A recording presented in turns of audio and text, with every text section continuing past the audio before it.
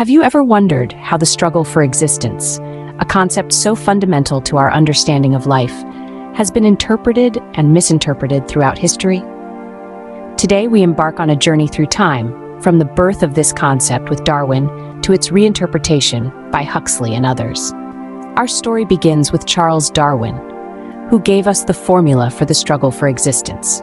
This concept was picked up by many. However, it was not without its controversies. Enthusiasts of Darwin's theory began to apply it in ways that led to justifications for infamy in civilized society, prejudices against so-called lower races, and the oppression of the weak by the strong. The need for a revision of this formula became evident. The key to the problem was found in a lecture by Russian zoologist Professor Kessler. He proposed that mutual aid was as much a law of nature as mutual struggle. Furthermore, he argued that mutual aid was far more important for the progressive evolution of species. In the year 1888, Huxley published his article, The Struggle for Existence, a Program. This piece, which interpreted the struggle for life as a war cry of woe to the weak, was met with resistance. It was seen as a gross misinterpretation of the facts of nature, and two individuals stood against it: James Knowles, the editor of the 19th century, and H.W. Bates, a man Darwin himself described as one of the most intelligent men he ever met. Encouraged by these two supporters, a revision of the interpretation of the struggle for life was undertaken. The work was published in the 19th century and was titled Mutual Aid Among Animals, Among Savages, Among Barbarians, in the Medieval City, and Amongst Ourselves. So, what have we learnt today? We've seen how Darwin's formula for the struggle for existence was developed and then misapplied by his followers, leading to a myriad of social injustices. We've also seen how the concept was reinterpreted to include mutual aid as a fundamental law of nature, paving the way for a more inclusive and empathetic understanding of our world. The struggle for existence is not just about survival of the fittest.